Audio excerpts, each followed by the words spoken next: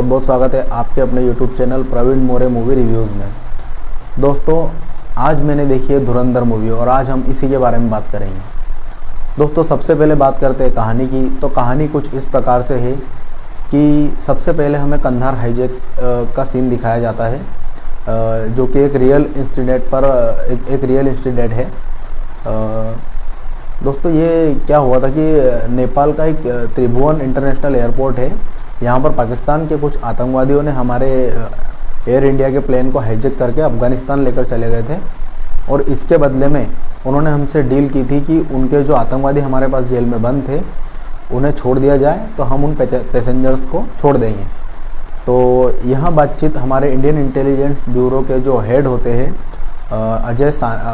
जो कि कैरेक्टर है अजय सान्याल, वहाँ आतंकवादियों से इस विषय में बात करते हैं और उन पैसेंजर्स की जान बचाते हैं, जो कि इस अजय सान्याल के कैरेक्टर को आर माधवन ने पोर्ट्रे किया है।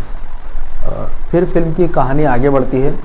तो आगे कुछ इस तरह से है कि जैसे कि आप जानते हैं कि हमारा जो मुंबई शहर है इसमें अलग अलग एरिया के अलग अलग डॉन हुआ करते थे और बहुत सी पॉलिटिकल पार्टियां होती थी मुंबई में। वो पॉलिटिकल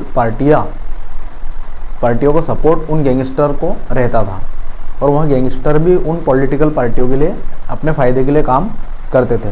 तो कुछ इसी तरह से पाकिस्तान का शहर है कराची और कराची के अलग अलग एरियाज़ के अलग अलग डॉन है और उसी में से एक है रहमान बलोच, जो कि अक्षय खन्ना का कैरेक्टर है। तो यहाँ भी एक पॉलिटिकल पार्टी के लिए काम करता है और उस पॉलिटिकल पार्टी का सपोर्ट रहमान डकैत, जो कि रहमान बलोच अक्षय खन्ना है, उसे रहता है। तो अब जो कि रणवीर सिंह है, जो कि हमारे रॉ एजेंट है, वहाँ हमजा अली उनका नाम रहता है और ऐसा तो धुरंधर उनका नाम बताया गया है, मतलब फिल्म के अंदर।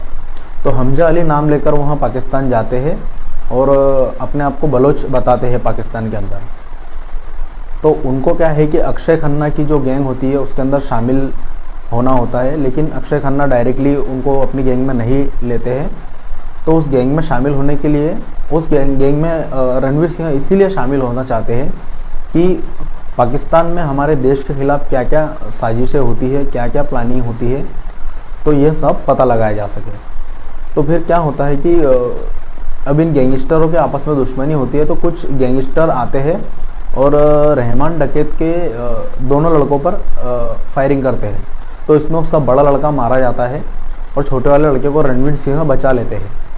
तो जिसके कारण रहमान डकैत खुश हो जाता है और रणवीर सिंह को अपनी गैंग में शामिल कर लेता है।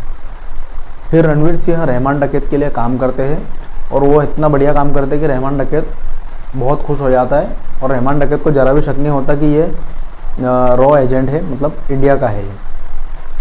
तो इस तरह से फिल्म की कहानी आगे बढ़ते बढ़ते एक सीन ऐसा है कि वहाँ का जो पॉलिटिकल नेता है, जो जिसको कि राकेश बेदी ने पोर्ट्रे किया उस कैरेक्टर को, उनकी बेटी से रणवीर सिंह को प्यार हो जाता है और उन दोनों की शादी भी हो जाती है। और शादी होने के बाद में जो पॉलिटिकल नेता है वो रणवीर सिंह का ससुर बन जाता है और इन दोनों मिल जाते हैं और रणवीर सिंह रहमान डकैत यानी कि अक्षय खन्ना के अगेंस्ट खड़े हो जाते हैं और अक्षय खन्ना को कुछ प्लानिंग करते हैं मारने की और वहाँ मारने में भी कामयाब हो जाते हैं। लेकिन रणवीर सिंह का ऐसा कोई, मतलब रणवीर सिंह पकड़ में ही नहीं आते हैं कि रणवीर सिंह ने रहमान डकैत को मारा है। इस तरह से वहाँ प्लानिंग करते हैं उसे मारने की। तो इस तरह से कोई फिल्म की कहानी है। दोस्तों, बात करें अगर डायरेक्शन की, तो आदित्य धर का डायरेक्शन बहुत ही बढ़िया है।